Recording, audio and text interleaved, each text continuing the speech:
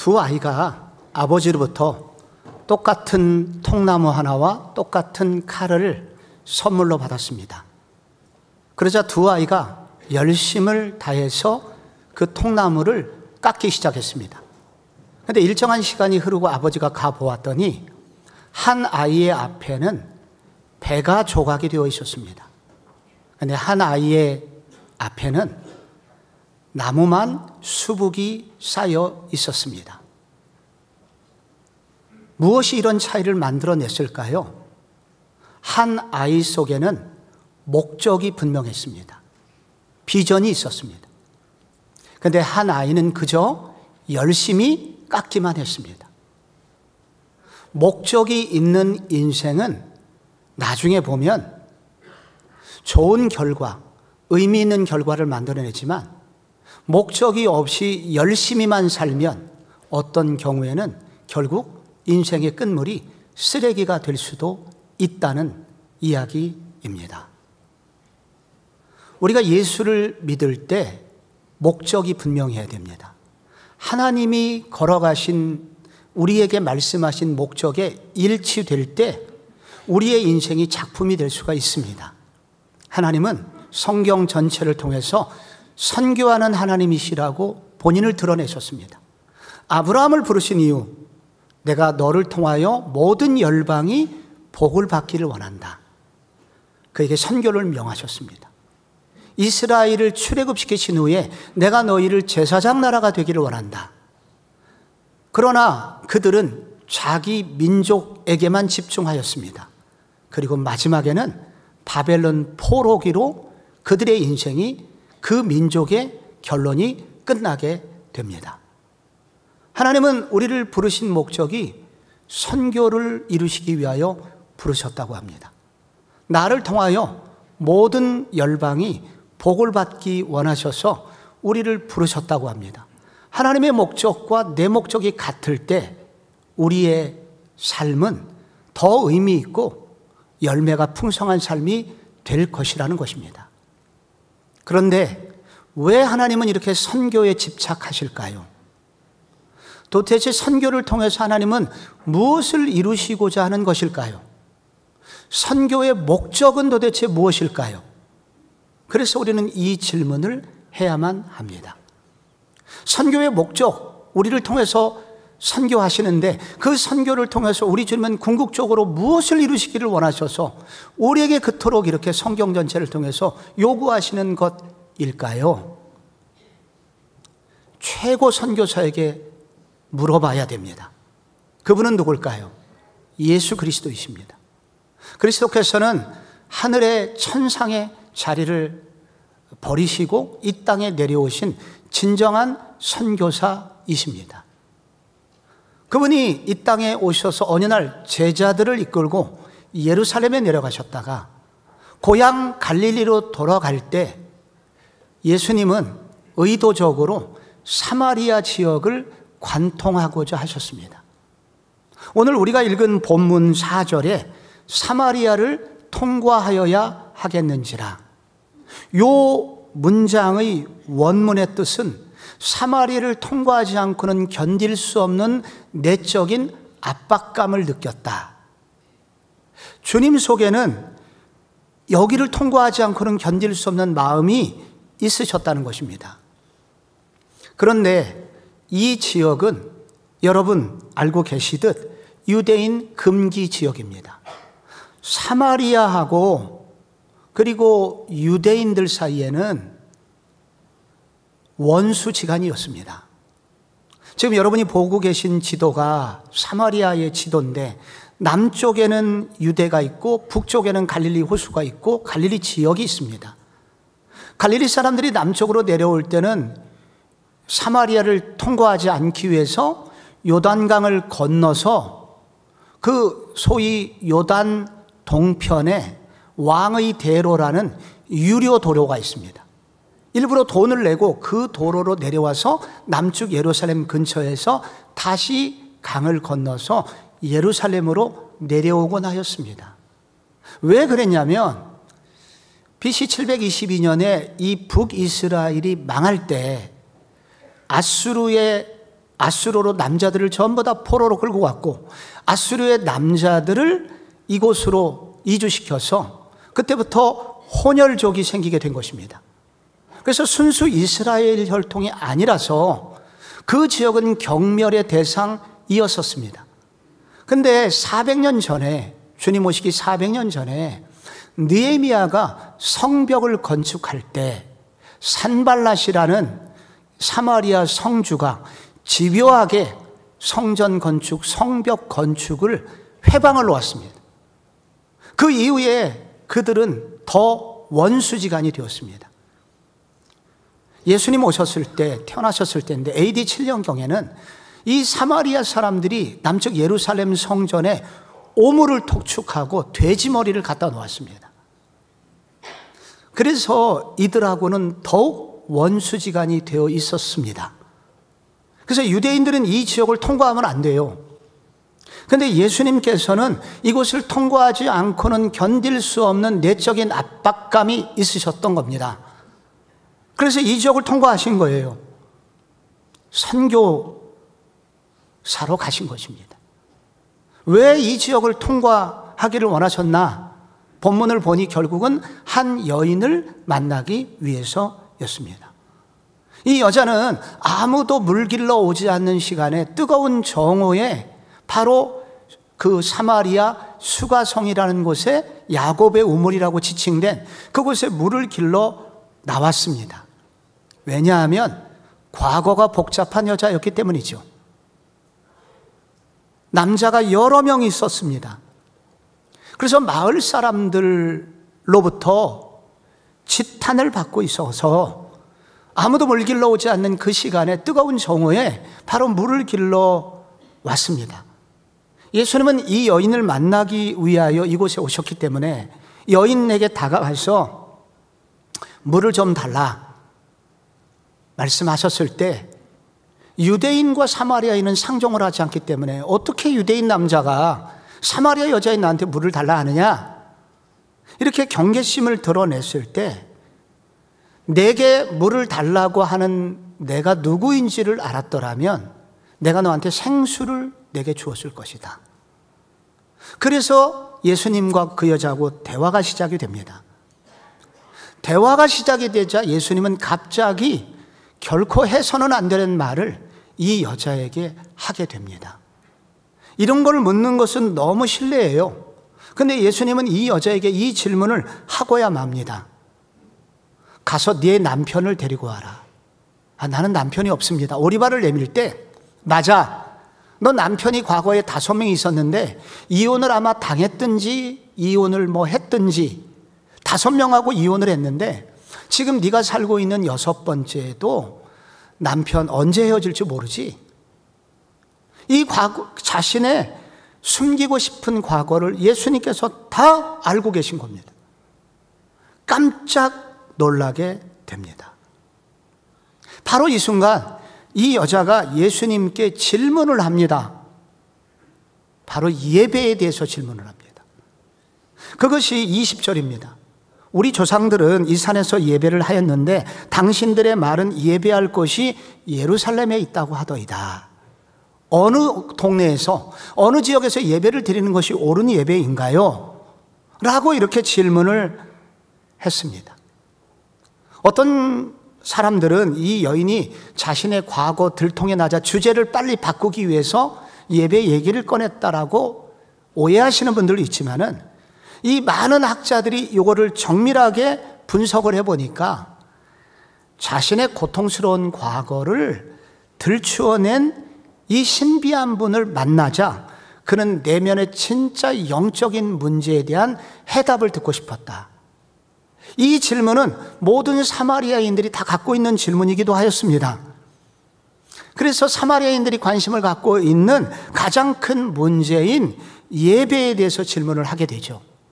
그러자 예수님은 그 예배에 대해서 이렇게 말씀합니다. 22절에 너희는 알지 못하는 것을 예배하고 우리는 아는 것을 예배하노니 이는 구원이 유대인에게서 남이라. 예배가 무엇인지를 알려주었습니다. 그때 이 여인이 갑자기 물들어왔던 물동이를 버려두고 마을로 뛰어내리기 시작합니다. 그리고 여러분 와보십시오. 나의 모든 과거를 내가 말하지도 않는데 다 알고 계신 분, 우리가 찾는 진짜 구원자 메시아가 오셨습니다 라고 전도를 하게 됩니다. 마지막 장면에 보면은 마을 사람들이 많이 예수님께로 왔고, 그리고 예수님께서 이틀을 여기서 머무셨다는 구절이 나옵니다. 여러분, 복음서를 꼼꼼히 읽어보면은 예수님이 이틀 머무신 곳이 없어요. 다 잠깐 만나든지 한나절 계시든지, 그리고 하룻밤 유하고 떠나가십니다. 예수님이 이틀을 머무신 것은 매우 이례적인 일이셨습니다. 무슨 뜻일까요? 예수님이 좋으셨다는 겁니다. 너무 기쁘셨다는 것입니다. 그래서 그들과 함께 시간을 보내고 계셨다는 것입니다. 여기서 예수님과 이 여인의 만남에서 우리는 주님이 선교가 무엇인지를 우리에게 알려주고 계신 것입니다. 주님은 우리에게 선교를 왜 해야 되는지, 선교의 목적이 무엇인지를 우리에게 분명히 알려주고 계시다는 것입니다. 선교의 목적은 뭐냐? 참된 예배의 대상이신 하나님을 예배하게 만드는 것이다 라는 것입니다.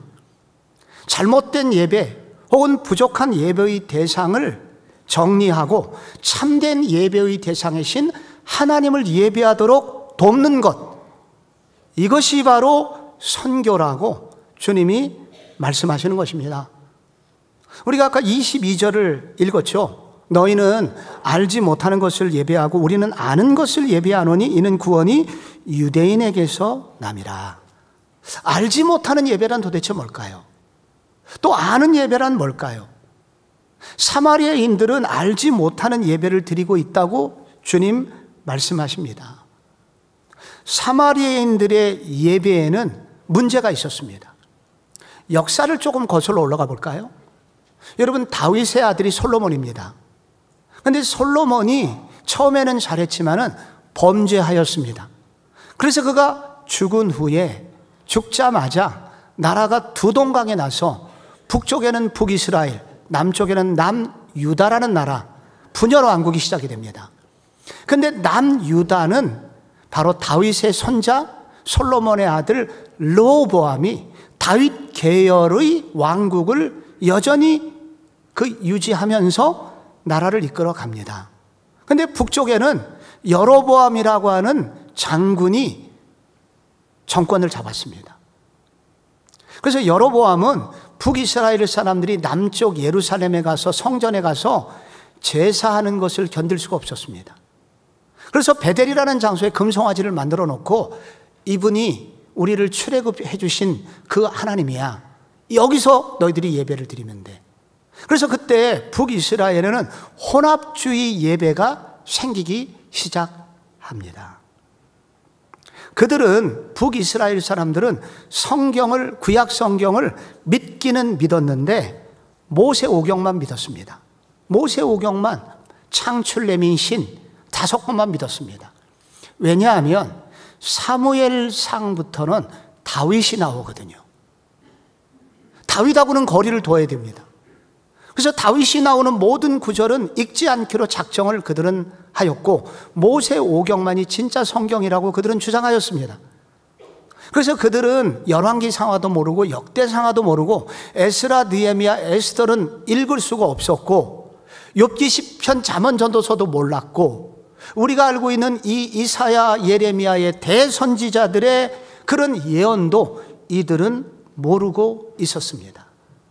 우리가 이사야만 읽어도 53장, 우리가 그가 찔림은 우리의 허물 때문이요 그가 상함은 우리의 그 죄악을 인함이라, 그가 채찍에 맞음으로 우리가 나음을 입었다는, 메시아가 올 것을 예표하는 많은 구약의 본문들에 대하여 그들은 모르고 있었습니다. 그들은 분명 아브라함의 자손이기도 했지만, 그러나 더 분명한 메시아가 오는 길목인 다윗에 관해서, 다윗의 후손으로 오실 메시아에 관해서는 그들은 전혀 아는 바가 없었습니다. 그래서 그들은 예배를 드리고 있긴 했지만은 희미한 성경 지식으로 예배를 드리고 있었습니다. 그리고 송아지 우상 숭배와 겸하여 예배를 드렸기 때문에 그들의 예배는 혼합주의 예배였습니다. 하나님을 예배하는 것 같았지만은 오늘날로 말하면 예수 없는 예배를 드리고 있었습니다. 자기들의 진영 논리로 세겜에서 드리는 예배가 좋은 예배라고, 참 예배라고 그렇게 말을 하고 있었지만은 그들은 실상은 진정한 예배의 대상도 몰랐고 예배의 대상이신 하나님께 이끌어주는 중보자 메시아에 관한 지식이 매우 희미했습니다. 결과적으로 사마리아인들은 메시아에 대한 바른 지식이 없었기 때문에 구원받을 수 있는 길이 없었습니다. 그래서 알지 못하는 예배를 드리고 있었던 것입니다. 예배는 누가 드릴 수 있습니까? 거듭난 사람만이 드릴 수가 있습니다. 여러분, 옆집 손자가 아무리 춤을 잘 춰도 감동이 없습니다. 그러나 내 손자, 손녀가 춤을 추면 막 춤을 춰도 얼마나 기쁜지 몰라요. 그의 재롱을 할아버지, 할머니는 기쁘게 받아줍니다. 하나님을 예배한다는 것은 우리가 거듭나서 하나님의 자녀가 되고 하나님의 자녀가 예배를 드릴 때 그 예배를 하나님이 받으시는 거지, 우리가 거듭나지 못하고 영적으로 새로워지지 않은 사람이 예배를 오래 드려도 소용이 없는 것이죠. 그런데 사마리아인들은 이 구원과 상관없는 예배 행위를 하고 있었던 것입니다. 이것은 마치 고도, 근시, 난시를 가지고 있는 사람이 눈이 매우 어두운데 공부하려고 멀리 책상 그 칠판을 바라보고 책상 앞에 앉아있는 학생과 같습니다.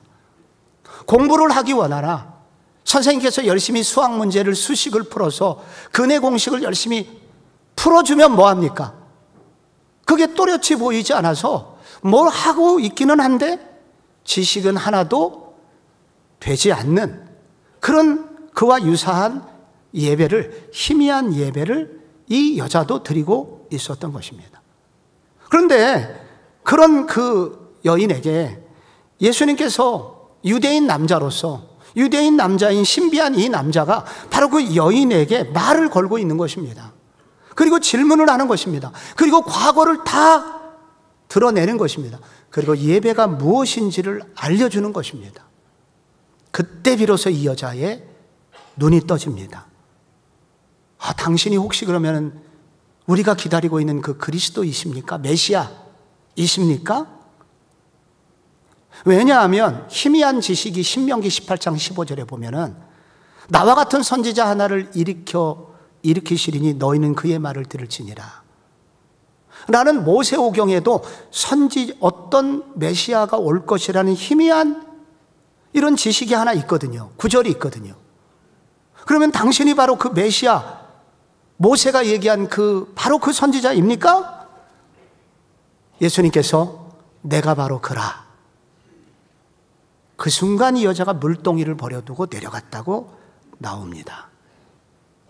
바로 이 예수 그리스도께서 이 진정한 자신을 드러내시고 그리고 그 여자의 죄 문제를 해결해 주시고 그리고 이 죄가 진짜 생수는 바로 이 죄 문제가 내 안에서 해결되어야 해 라고 얘기를 그렇게 듣는 그 순간 여러분 이 여자 속에 생수의 강이 터지게 된 것입니다.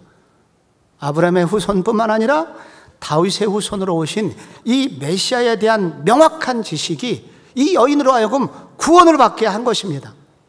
이제 마치 안경을 안 쓴 사람은 보면 인상이 좀 찡그러져 있습니다. 보기 위해서 어떻게든지. 그런데 여러분 안경을 쓰는 순간 또렷해집니다.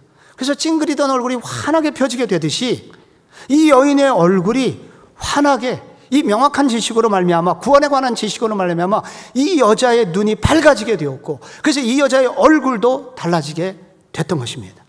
바로 이 여자가 구원을 받는 순간이 온 것입니다. 그 순간 가슴에서 생수의 강이 터지면서 그 흘러넘치는 감격이 너무 뜨거워서 자기를 향하여 비난하던 사람들을 향하여 도리어 다시 선교하기 위하여 바로 그 마을로 뛰어내려가고 있는 것입니다. 이날 주님은 지금 무엇을 하고 계신 것입니까? 예배가 무엇인지 모르던 여인에게, 예배의 대상이 분명하지 않은 그 여인에게 진짜 예배의 대상이 누구인지를 알려주고 계신 것입니다. 그리고 희미하게 보이는 예배의 대상이 분명하게 예배의 대상이 누구인지를 알려줌으로써 그 여인에게 진정한 예배자가 되도록 예수님이 도와주고 계신 것입니다. 선교는 무엇이냐? 선교를 통해서 주님이 무엇을 이루시기를 원하시냐? 그것은 바로 예배를 모르는 사람, 예배의 대상을 잘못 구분하지 못하고 헛된 것을 예배하는 사람들에게 진짜 예배를 드리도록 돕는 것이다. 선교의 첫 번째 목적, 선교는 첫 번째 목적이 아닙니다. 선교는 수단입니다. 정말로 고귀한 목적을 이루기 위하여 필요한 수단일 뿐입니다. 그 선교를 하는 그 수단을 통해서 정말 주님이 이루시기를 원하시는 것은 전 세계 많은 영혼들이 예배의 대상을 모르고 있던 그들이 예배의 대상, 진정한 예배의 대상이 누구인지를 알게 하여 그들로 하여금 하나님을 예배하게 하는 것입니다. 그것이 바로 우리 모두를 통하여 선교를 하도록 요구하시는 주님의 요청입니다. 저는 얼마 전에 어느 노 선교사님의 간증을 들은 바가 있습니다. 이 선교사님은 나중에 월드비전, 세계 월드비전이라는 우리가 알고 있는 많은 사람을 돕고 있는 세계 최대의 선교단체를 세운 분이기도 합니다. 이분이 이렇게 된 이유는 어느 성탄절, 어린 시절에 성탄절에 좋은 선물을 받았기 때문이라고 고백을 했습니다. 그 성탄절에 멀리 계시던 외할머니가 방문을 했나 봐요. 외할머니께서 한 열흘 정도 머무르셨던 것 같은데 이 성탄절 그 열흘 동안에 할머니가 이 아이를 붙들고 날마다 50분씩 예수님에 대해서 이야기를 해줬답니다. 그런데 그것이 너무나 재밌어서 날마다 그 할머니의 이야기를 기다렸습니다. 10번이 다 채워졌고 그래서 10시간 가까이 예수님에 대해서 이야기가 그 어린 소녀에게 전해졌을 때 이 어린 소년에게 눈이 띄어지게 된 겁니다. 그리고 그 다음에 예배가 달라지게 되었습니다. 아, 내가 그냥 주일학교를 헛다녔구나. 진짜 예배의 대상은 이분이구나 라는 것을 이 소년이 깨닫게 된 것입니다. 그래서 진정한 예배의 대상이신 그분을 예배하게 되고 은혜라는 걸 받게 되고, 그래서 이 소년은 청년 시절이 되었을 때 기꺼이 선교사로 자신의 일생을 드리게 됩니다. 그리고 월드비전 세계센터를 만드는 선구자가 됩니다. 맨프레드 콜이라는 선교학 박사의 간증입니다. 이 박사님은 이렇게 얘기합니다. 내 생애 최고의 성탄 선물은 바로 그 할머니였다. 할머니가 나에게 내가 예배를 누구를 향하여 드려야 되는지, 나의 예배의 대상이 누구인지를 알려주신 그 할머니의 그때 성탄 선물이 내 생애 최고의 선물이었다고 그분은 고백을 합니다. 선교는 바로 예배를 모르던 사람, 예배의 대상이 불분명했던 사람에게 예배가 무엇인지, 예배의 대상이 누구인지를 알려주는 것이라고, 그래서 우리에게 선교를 하라고 도전하시는 것입니다. 그런데 이 일을 하기 위하여 우리가 먼저 해야 될 것이 있음을 또한 알아야 합니다. 그런 선교의 목적을 이루기 위해서는 누군가에게 예배가 무엇인지를 알려주는 것 중요하지만, 그렇게 되려면 내가 먼저 진정한 예배자가 되어야 한다라고 예수님은 우리에게 도전하십니다. 내가 그 진정한 예배를 맛보지 않고서야 어떻게 누군가에게 예배가 무엇인지 말할 수 있겠습니까? 그래서 선행되어야 될 것이 내가 진정한 예배자가 되는 것입니다. 그럼 진정한 예배란 무엇입니까? 이 질문에 대하여 이 여인이 예수님께 질문을 하죠. 그래서 예수님은 진정한 예배, 참된 예배, 참된 예배는 이런 것이다. 23절, 24절에 말씀해 주십니다. 아버지께 참되게 예배하는 자들은 영과 진리로 예배할 때가 오나니 곧 이때라. 아버지께서는 이렇게 자기에게 예배하는 자들을 찾으시느니라. 하나님은 영이시니 예배하는 자가 영과 진리로 예배할지니라. 여기 아버지께 참으로 예배하는 자들, 여기 영어로 true worshippers입니다. 참으로 예배하는 자들, 진짜 참 예배는 뭐냐? 여기 참 예배의 조건 3가지가 나옵니다. 우리 한국말로는 좀 길게 번역이 됐지만 이 원문은 딱 3가지를 얘기하고 있습니다. 참된 예배, true worshipers. 이 참된 예배자는 첫째, 아버지를 예배하는 예배자이다. 아버지를 예배해야 된다고 설명을 하고 있습니다.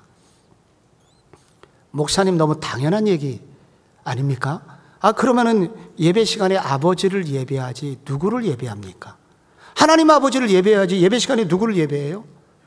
그러나 이것은 이 여인도에게서도 발견되지만 너무나 많은 사람들이 예배라는 것을 드린다고 예배 시간에 나오기는 하지만 너무 엉뚱한 것을 예배하는 경우가 너무 많이 있다는 것입니다. 사마리아 사람들은 예배를 아버지를 예배해야 된다는 아버지에 대해 관심이 없고 예배 장소를 어디서 드려야 되나 여기에만 관심이 있었습니다. 본당에서 드리는 예배가 좋은 예배인가? 비전 채플에서 드리는 예배가 좋은 예배인가?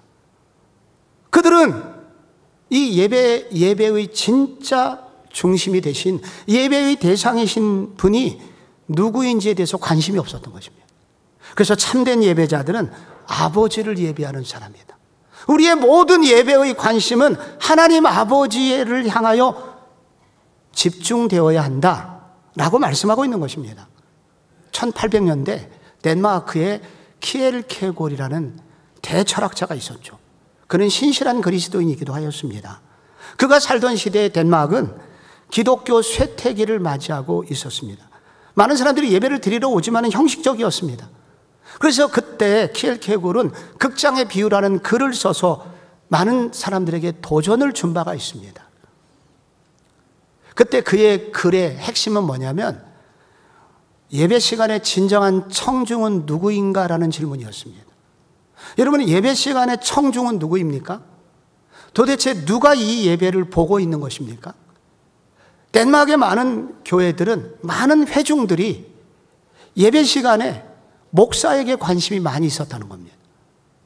그리고 그 회중들은 성가대에게 관심이 많이 있었다고 합니다.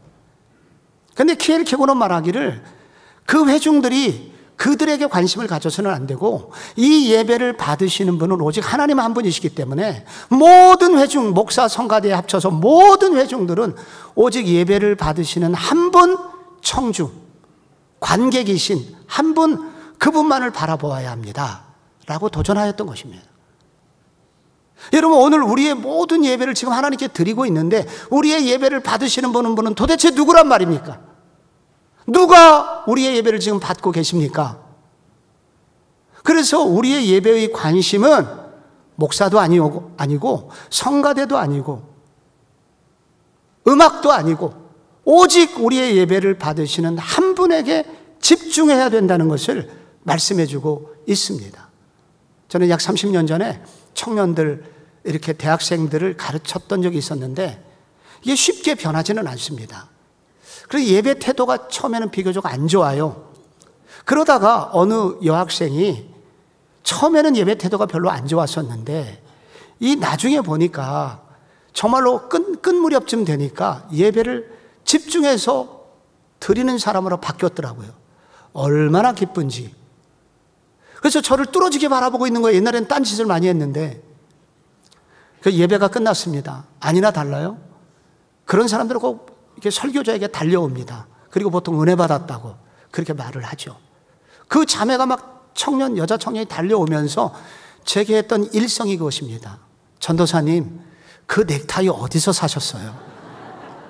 우리 남친이 그 넥타이를 매면 정말 어울릴 것 같아요. 알려주세요. 여러분, 이 여학생의 오직 관심은 말씀이 아니었습니다. 넥타이였습니다. 오늘도 예배를 드리러 오신 많은 분들이 목사한테 너무 많이 관심이 많아요. 요즘 흰머리가 좀 늦었네. 그거 세고 있어요, 지금. 오늘 성가대가 왜 이래? 오늘 도대체 몇 명이나 찬양을 하는 거야?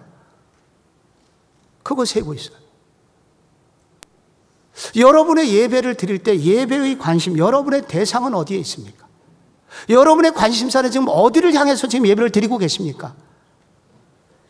예배 시간에 우리는 헌금을 드립니다. 우리 주님께서 헌금을 왜 받으셔야 할까요? 그 헌금을 기다리실까요? 하나님은 가난한 분이 아닙니다. 그래서 하나님은 헌금을 기다리진 않으세요. 대신 헌금을 드리는 우리를 기다리십니다. 우리 자녀들이 명절에 부모님을 찾으러 뵈러 갈 때 선물을 준비하잖아요. 그 모든 선물을 준비하는 과정이 있잖아요. 그 선물을 가져오는 아들, 딸을 기다리는 거지 부모님이 선물을 기다리는 게 아닙니다.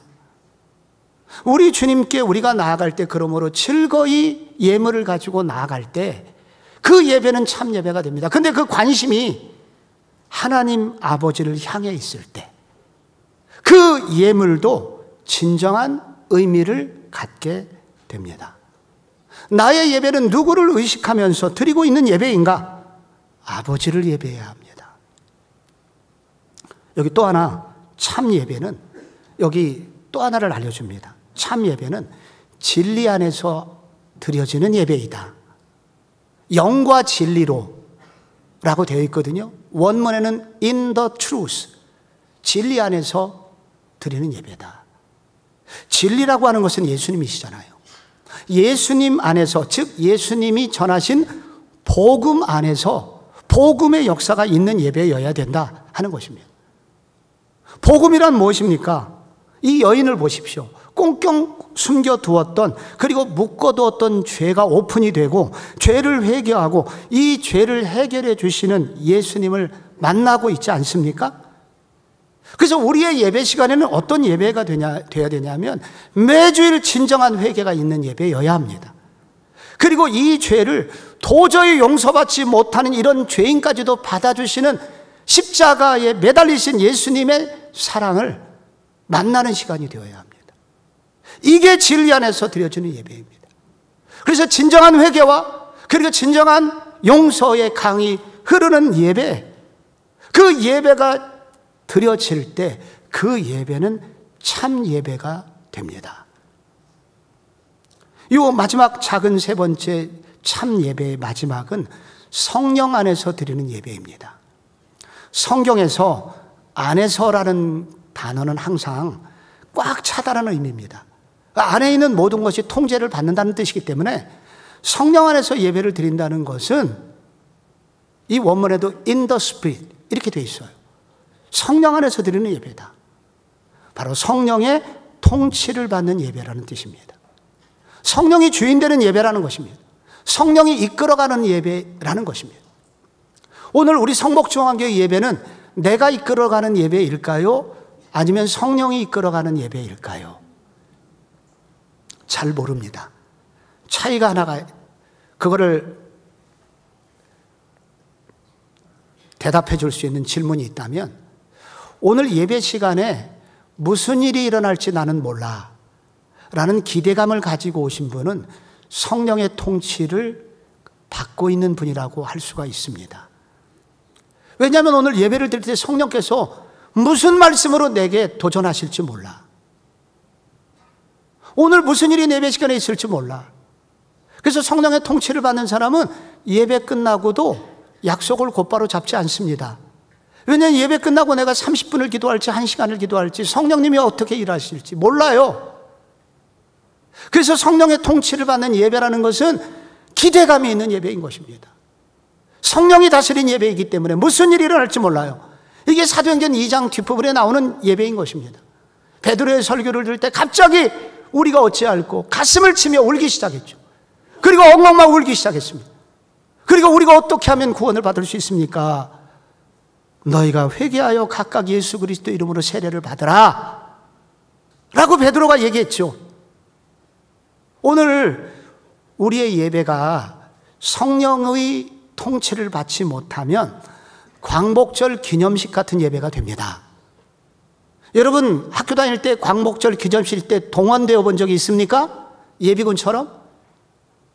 국민은혜가 있겠고 또 뭐 서울시장이나 국무총리가 훈시가 있죠. 지겨워 죽습니다. 근데 광복절 그날 당일은 그렇지 않았어요. 태극기를 흔드는 무리가 어느 골목에서 튀어나올지 몰라요. 대한독립 만세 하면서 태극기를 흔들었죠. 우리의 예배가 광복절 당일 예배냐 아니면 광복절 기념식 예배냐, 그 차이는 성령의 통치를 인정하는 예배냐 아니냐에 달려있는 것입니다. 성령의 통치를 인정하는 예배는 오늘 무슨 일이 일어날지를 모르는 예배인 것입니다. 기대감이 있는 예배인 것입니다. 그런 예배가 우리의 예배가 되어야 합니다. 내가 조금 더 진정한 예배자가 될 때, 그때 누군가에게 여러분 우리의 진정한 예배자는 이분이십니다라고 소개하여 그들로 하여금 함께 예배드릴 수 있도록 만들어줄 수 있다는 것입니다. 우리 교회에 40대 젊은 부부 중에 요즘 예배를 열심히 드리시는 분이 계십니다. 중학교 지금 1학년, 초등학교 4학년 두 아들이 있는데 5년 전에 두 아들 돌보느라고 주말까지 녹초가 된 부부였다고 그래요. 그러니 어느 날 장모님께서 애를 봐주시겠다고 너희 둘은 가서 좀 쉬라고 얘기를 해주셨답니다. 그리고 그 두 아들, 딸도 아니고 여러분 두 아들이니까 상상이 되시죠. 그 두 아들을 초등학교 저학년 두 아이들을 데리고 이 할머니가 교회를 가셨대요. 그 교회가 그 유명한 교회 성복중앙교회인데 그 교회를 가서 이제 오전을 그래서 이제 이 부부가 쉬게 된 것입니다. 그 예배가 이제 끝날 때 오후 이제 어린이 영어 예배까지 마치면 이제 2-3시가 되는데 아이를 데리기 위해서 이제 아빠가 오기 시작합니다. 그래서 이제 기다려야 되니까 카페에서 기다리게 되고 그러다가 찬송을 듣게 돼서 비전 채플에 가서 앉아있게 되고 그러다가 그러면 위에서는 뭐를 하고 있나 그래서 본당에 와서 예배를 드리기 시작했는데 신기하게 설교하는 저분 얘기를 하나도 내가 한거할 수 없는 이론이 한거가 안 돼서 하나씩 받아들이다 보니 귀가 열려서 은혜라는 걸 받게 된 거예요, 이분이. 그래서 교회를 다녀야 되겠다. 교회를 제대로 다니기 위해서는 교인들을 알아야 되니까. 그래서 작년 여름에 구미 단기 선교를 이분이 따라오시게 되었습니다. 급기야는 올해 찬양팀, 예배를 드리는 찬양팀 멤버가 되고 싶다. 그래서 찬양팀에 지원은 했지만은 아직 본인이 실력이 안 된다고 그렇게 생각을 하셔갖고 보컬 학원에 다니고 있다고 합니다. 그래서 이 보컬 학원에서 이제 이수가 끝나면 앞으로 이제 찬양팀에서 또 찬양을 하게 될 것 같아요. 저는 궁금합니다. 이 할머니는 누구실까? 여러분 이 할머니가 누군지 아십니까? 이런 분을 선교사라고 합니다. 이게 선교사다. 선교사란 누구냐? 예배할 수 없는 사람을, 세상을 예배하던 사람을 진정한 예배의 대상이신 하나님을 예배하게 하는 사람, 그 사람을 일컬어 선교사다. 먼 곳에 나가서 복음을 전하지 못해도 누군가에게 진정한 예배자를 만나게 해주는 이 예배자를 우리 주님은 지금도 기다리시며 그래서 우리를 부르셨다고 말씀하고 계십니다. 여러분, 누군가 여러분에게 선교 왜 하는 거예요? 선교가 뭐예요? 이렇게 물으실 때 여러분 뭐라고 답변하시겠습니까? 명확하셔야 됩니다.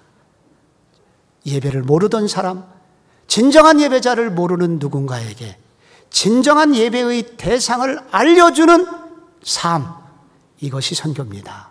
이것이 여러분 모두의 고백이 되시기를 주 예수 그리스도 이름으로 축원합니다.